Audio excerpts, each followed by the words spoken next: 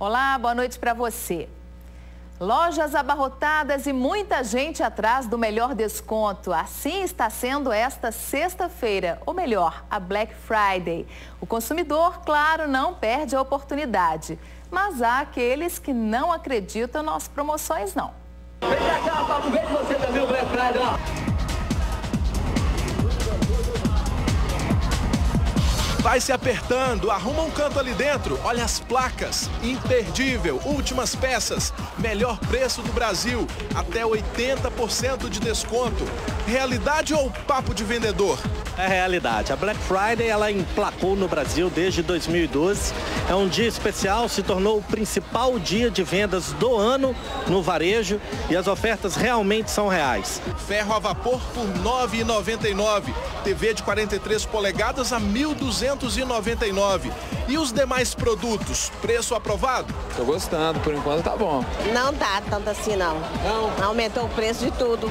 Só vou comprar se tiver oferta mesmo. Tinha gente que não perdia as esperanças, mas aí perdiam os vendedores de vista. Eu tô perdido, não achei um vendedor para me atender ainda, eu tô perdido. Até o patrão tava na área para organizar tudo e chamar a clientela. Mas olha só, mas quem chegou? Vai vir. E nessa muvuca toda, cadê a tal da crise que tem assombrado o bolso do brasileiro? Não existe crise. A crise é a gente que faz. Então a gente tem que esquecer essa crise. Ivete comprou a tão sonhada geladeira. Não, ela não é aquela Ivete famosa, mas saiu cantando vitória. Eu cheguei muito cedo, mas estou levando uma geladeira de R$ 3.200 por apenas R$ 1.900. Para sair feliz da vida assim, tem que deixar a empolgação em casa. 80% de desconto, 70% isso não acontecerá. Nós estamos calculando, e é uma declaração da Câmara Brasileira, que os descontos estarão em torno de 30%. Muito acima disso, é bom olhar a concorrência. Isso é fraude. Olha, hein, gente. Uma empresa doou para a cidade de Mariana uma máquina gigante para filtragem de água, mas a prefeitura resolveu passar o presente para quem está precisando mais no momento: os moradores de Governador Valadares. O filtro de fabricação norte-americana chegou ao Brasil na década de 1980. A estação móvel de tratamento de água é usada principalmente pelas indústrias farmacêutica e de bebidas. O equipamento, que custa R$ 250 mil, foi doado para Mariana por causa do desastre com rejeitos de minério que tirou vidas e provocou impactos ambientais incalculáveis. Mas como a cidade não enfrenta problemas no fornecimento de água, o prefeito cedeu a estrutura para Governador Valadares, no leste do estado, onde o abastecimento ficou comprometido devido à contaminação do Rio Doce pela lama da Samarco. A gente entende que essa tragédia ela não pode ser entendida somente como município de Mariana. Tem muita gente sofrendo com essa tragédia e eu que estive até com a prefeita Elisa e Governador Valadares, eu via a dificuldade dela em relação ao seu tratamento de água e a dificuldade daquele povo de Governador Valadares. O tratamento funciona assim. Estas duas mangueiras são instaladas em rios e represas para bombear a água até estes 3 filtros. Aqui acontece a retirada de folhas, gravetos. Neste segundo, a areia é separada. E por último, nestes outros 2, as bactérias e os vírus são eliminados. Processo concluído e a água estará segura para o consumo.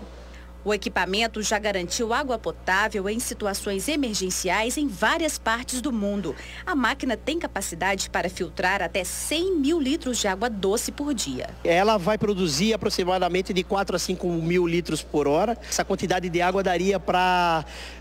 considerando que cada ser humano beba 4 litros de água por dia, 25 mil pessoas. Como eu sei que a situação de Governador Valadares é muito pior que a nossa, se a prefeita de Governador Valadares solicitar, com certeza nós iremos disponibilizar sim esse equipamento para que possa diminuir o sofrimento da população de Governador Valadares. E a repórter Samara Costa teve uma conversa longa e exclusiva com o prefeito Duarte Júnior sobre outros assuntos. Um deles é o futuro econômico de Mariana. Grande parte dos impostos recolhidos na cidade vinha da Samarco e muitos moradores dependiam financeiramente da empresa. A exploração de minério corresponde a mais de 80% da arrecadação de Mariana. É uma parceria onde que nós somos sócios, que os municípios entram com a menor parte e com a maior riqueza. Porque o solo mineral é o nosso, o solo rico é nosso. E nós ficamos comente com 1,10. 98% fica com a empresa, né?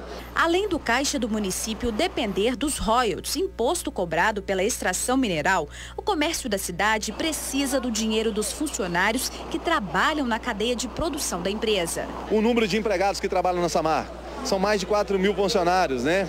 E o que isso gera também para o comércio local, que seria o garçom, que seria um contrato a mais nos nossos restaurantes, nos nossos hotéis. Então eu entendo isso tudo como uma engrenagem, um depende do outro. É por isso que a gente tem que ter muita serenidade nesse momento para dizer que a mineração é importante, mas que ela precisa melhorar muito, mas muito em relação à segurança, porque não dá para perder vidas. Por causa da tragédia, pais de família já foram demitidos. Eu tive a informação que uma empresa chamada Manserve teve que demitir 70 funcionários. Mas nós estamos falando de um número de quase 4.000. Então houve uma demissão, mas até agora uma demissão no número que eu acho que não deveria acontecer nenhuma. Sinceramente, eu acho que devia manter todas as pessoas independentes, porque elas não são responsáveis. Segundo o prefeito, as vidas que se foram, as histórias que estão debaixo da lama, a morte da fauna e da flora, tudo isso poderia ter sido evitado se a mineradora tivesse cumprido o plano de segurança. A empresa dizia que tinha um plano. Mas a empresa precisava assumir que esse plano não foi falho, que esse plano não funcionou. Por quê? Primeiro que não dá para admitir que uma empresa que sempre prezou pela segurança dos seus funcionários não tivesse um botão do pânico, um alerta para a comunidade do Bento que estava logo ali abaixo. Então isso foi algo que no meu primeiro momento eu falei, poxa, por que não tinha essa forma de acionamento? Mas essa tragédia poderia ter sido muito pior. Muito mais gente poderia ter morrido. Não morreu porque o povo do Bento foi solidário. Isso tem que servir de exemplo no mundo. Eles se preocuparam com os outros, eles entraram dentro de casa, entraram dentro da lama, salvaram pessoas. O prefeito alerta que agora é preciso unir esforços para cobrar da Samarco as reparações. Vai ser o Ministério Público que vai entrar de desconforma coletiva? Vai ser a Defensoria Pública do Estado que vai pegar um por um, caso a caso, e vai levantar e vai negociar para que eles sejam indenizados? Então a coisa é muito complexa e tem muitos atores envolvidos, né?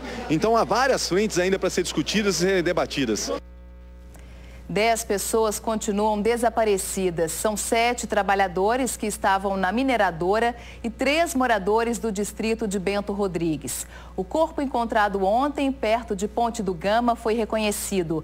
É de Matheus Márcio Fernandes, de 29 anos, mecânico da Manserve, terceirizada da Samarco. Outros 4 corpos estão no IML da capital, ainda sem identificação. Por isso, não são considerados pelas autoridades como sendo de vítimas do desastre. A Samarco divulgou um comunicado em que afirmou estar arcando com todos os custos de documentação e sepultamento. No caso dos empregados terceirizados, a empresa disse que acomodou os parentes que são de outras cidades e que fez o complemento financeiro ao seguro de vida para cobrir as despesas funerárias. A mineradora garantiu ainda que presta assistência às famílias das vítimas com psicólogos, acomodação em pousadas, encaminhamento para residências provisórias, doação de móveis, alimentação e auxílio financeiro mensal. Segundo a Samarco, desde o dia 20, a empresa faz, juntamente com os bombeiros, uma reunião diária para repassar informações às famílias. E o rompimento da barragem, como você já sabe, destruiu tudo o que estava pela frente. A cidade de Barra Longa, por exemplo, com mais de 300 anos, está sendo reconstruída. 3 semanas depois da tragédia, os moradores ainda limpam casas e lojas para tentar retomar a vida. Da janela do prédio, a moradora observa a limpeza e reconstrução da cidade. No comércio que funcionava embaixo, tudo se perdeu. A gente está parado e conta chegando.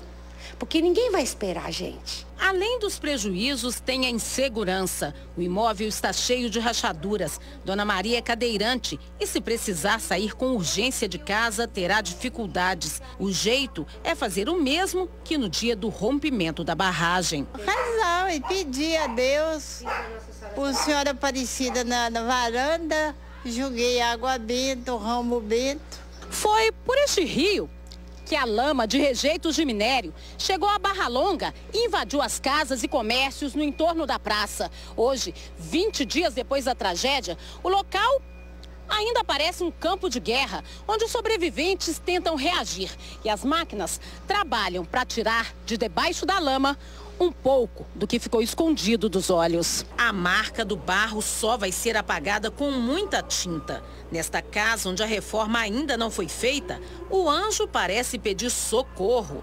Do lado de fora, Dona Aparecida lava os móveis que são herança de família. Então eu estou tentando salvar, porque os móveis que a Samarco estão dando, realmente a Samarco está dando, mas móvel muito inferior. Sabe? Isso aqui tem móveis de embuia, tem de braúna, que ainda é do tempo dos meus pais, coisa que a gente nem vê hoje mais. O que a força da lama não destruiu, a mão do homem precisou quebrar.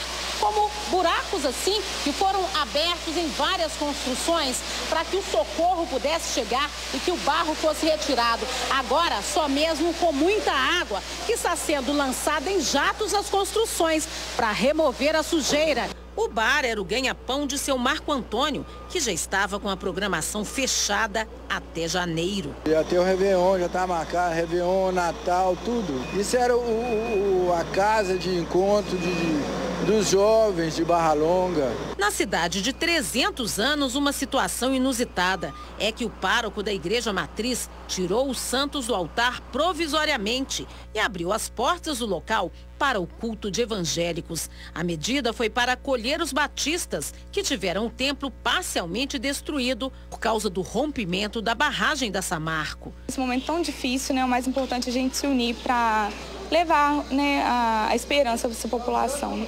A atitude rendeu críticas nas redes sociais e elogios nas ruas. Acho interessante aí, uma religião combinando com a outra. Parabéns pro padre, né? Coração fantástico, eu acho. E o diretor-presidente da Samarco prestou depoimento nessa manhã numa delegacia da capital.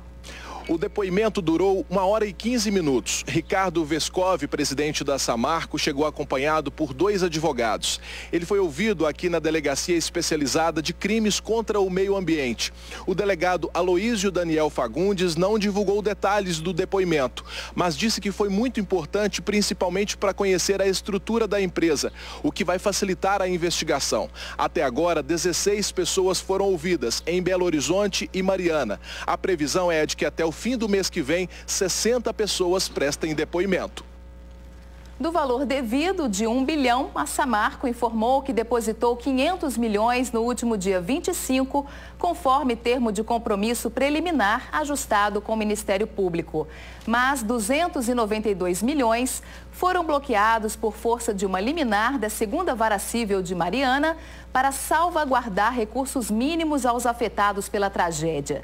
A empresa, então, requereu que a quantia bloqueada seja depositada até o dia 2 de dezembro, acrescida da multa prevista.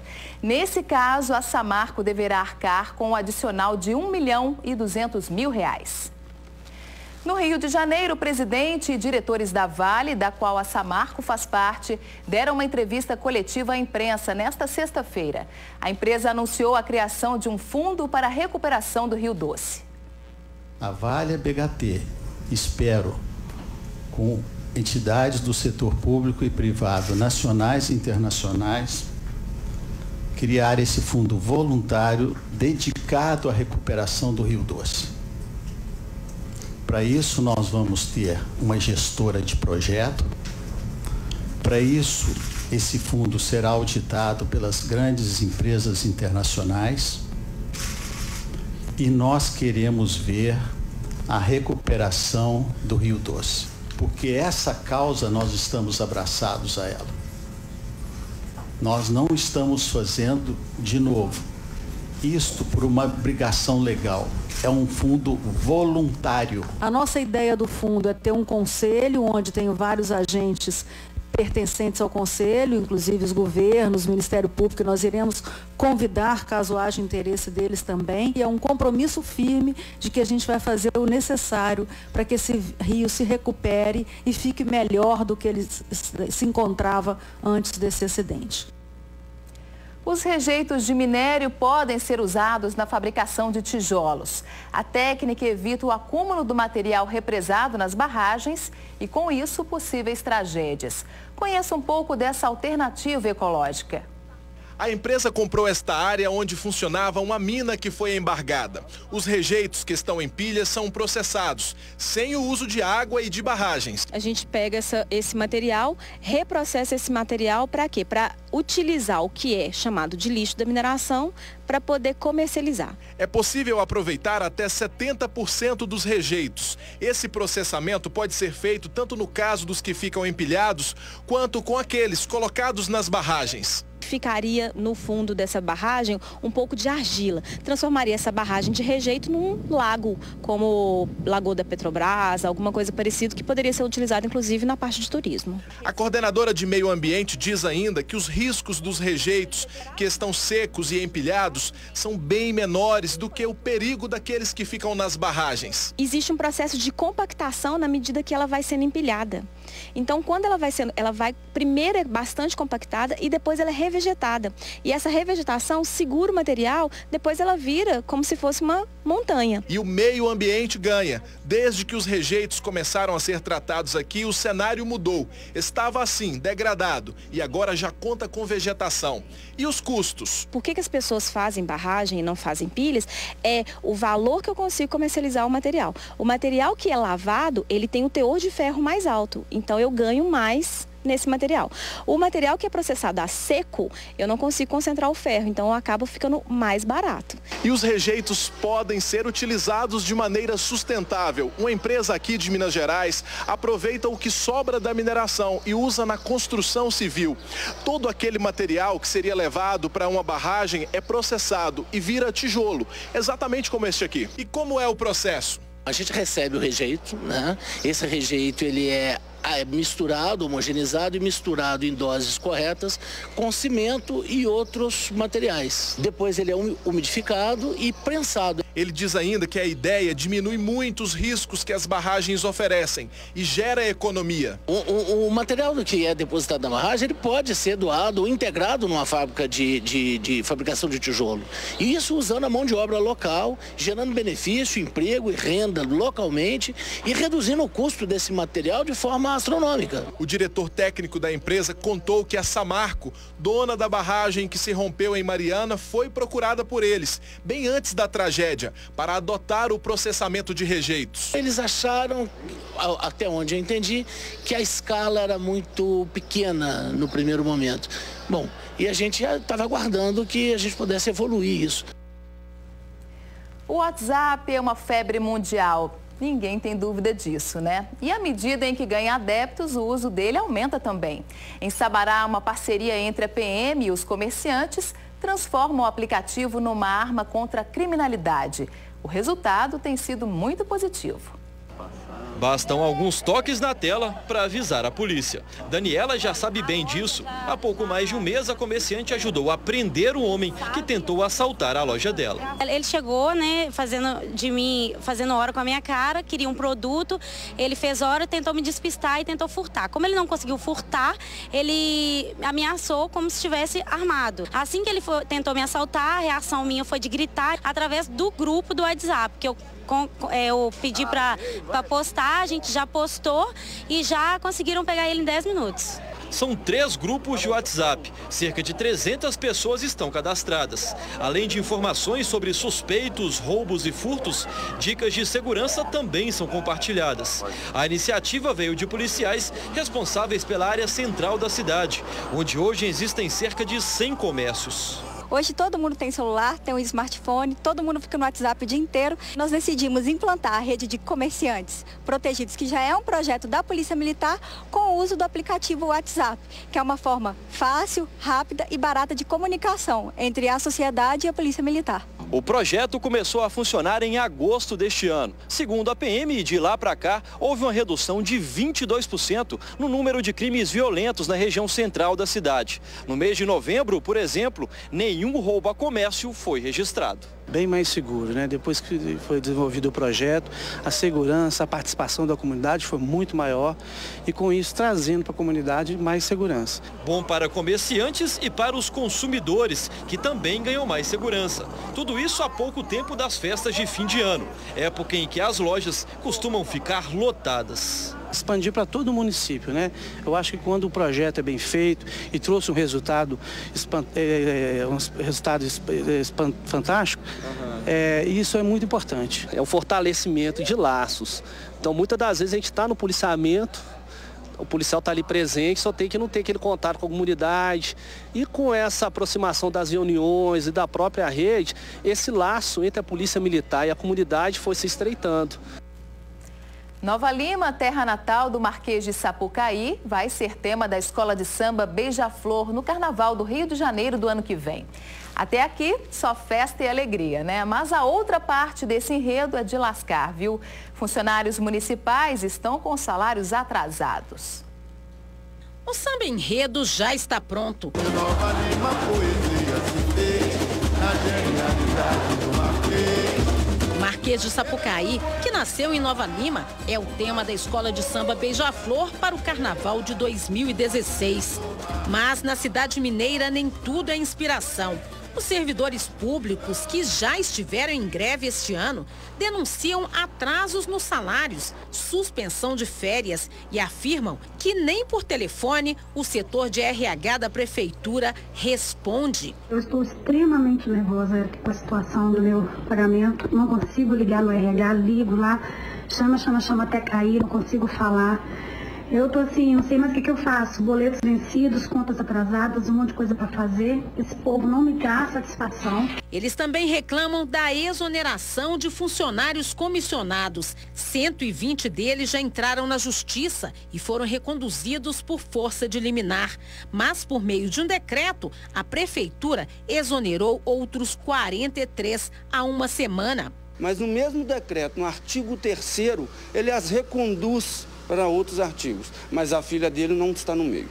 Esses salários das pessoas que foram dispensadas são salários mais altos? Não, são salários baixos. Os salários altos continuam na folha de pagamento. O sindicato afirma que não está conseguindo negociar e diz que sofre uma tentativa de censura por meio desta liminar.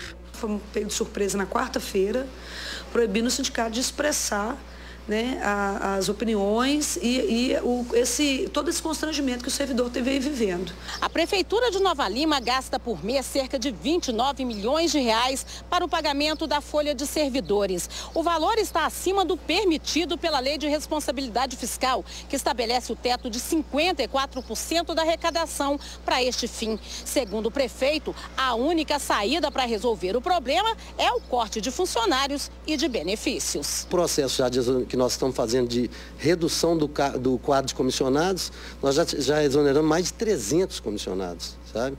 Temos hoje 280 comissionados, havia mais de quase 600 comissionados. Em relação a essa denúncia de que o senhor exonerou vários comissionados, mas não exonerou a sua filha que está com cargo na prefeitura. Minha filha tem cargo desde 2007. Não fui eu que nomeei minha filha, não. Minha filha é uma profissional muito boa. Não vai ser porque eu assumi em 2013 que eu vou exonerar minha filha só pelo simples fato de eu ter assumido. Sobre investir dinheiro na Beija-Flor, Cássio Magnani alega que foi sondado pela atual campeã do Carnaval Carioca sobre a possibilidade de patrocínio, mas afirma que se negou a investir dinheiro público na escola de samba. Isso era caso nem é de cassação minha, não é de internação, não, se eu fizesse isso, né? Não sai R$1 dos cofres municipais, não tem a menor condição. Isso, numa linha de prioridade, é zero, né? Não temos hoje nem como imaginar isso. 10 quilômetros da BR-262 foram duplicados e serão entregues à população de Nova Serrana, no centro-oeste de Minas. Nova Serrana tem 10 quilômetros de rodovia duplicada. Cerca de 12 mil veículos passam por dia no trecho, de acordo com o Departamento Nacional de Infraestrutura de Transportes. O DENIT foi o responsável por executar a duplicação, que será oficialmente entregue em dezembro. Em uma reunião no gabinete do prefeito, o engenheiro responsável pelo órgão apresentou os resultados da obra. A obra foi concluída. Agora vamos ter o termo de recebimento da obra, ou seja, é uma conferência de uma maneira geral de tudo que foi feito, rebatendo o projeto e a sua execução. Segundo a Prefeitura, o número de acidentes diminuiu depois que foram construídas vias laterais de acesso aos bairros para separar do tráfego intenso da rodovia. As trincheiras, as passarelas, né, os viadutos que foram feitos aqui, trazendo benefícios para a população. Os atropelamentos aqui em Nova Serrana eram muito grandes, então isso melhorou muito, 100%. A obra de duplicação da BR-262 em Nova Serrana durou 2 anos e 6 meses. Foram investidos 70 milhões de reais com recursos do governo federal. Depois da entrega da obra pelo DENIT, a responsabilidade pela rodovia será da concessionária Triunfo. A gente volta já já. O Batalhão de Operações Aéreas do Corpo de Bombeiros comemora hoje 9 anos. O trabalho da unidade tem sido fundamental em todo o estado. Transporte de vítimas de acidentes, combate a incêndios e envio de remédios e alimentos para locais onde houve desastres são exemplos que nós, do Jornal da Alterosa, mostramos sempre para você. São 9 anos cruzando os céus de Minas para salvar vidas. O Batalhão de Operações Aéreas do Corpo de Bombeiros já ajudou 3.500 pessoas durante todo esse tempo. A maioria, resgates de alta complexidade em que qualquer segundo faz diferença no salvamento. Na maior tragédia ambiental do país, lá estavam eles ajudando os moradores de Mariana. Os helicópteros Arcanjos, como são chamados, estão sendo usados para monitorar a área atingida e auxiliando no trabalho de localização das vítimas.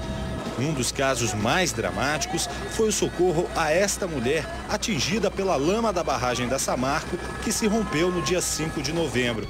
Se não fosse a ação rápida dos bombeiros, ela certamente não teria chances de sobreviver. O batalhão é composto por 38 bombeiros, entre pilotos, tripulantes, mecânicos e médicos do SAMU. A equipe também tem a primeira mulher do país a comandar um helicóptero de resgate. O aniversário do batalhão foi comemorado hoje, uma homenagem aos homens acostumados a voar para salvar.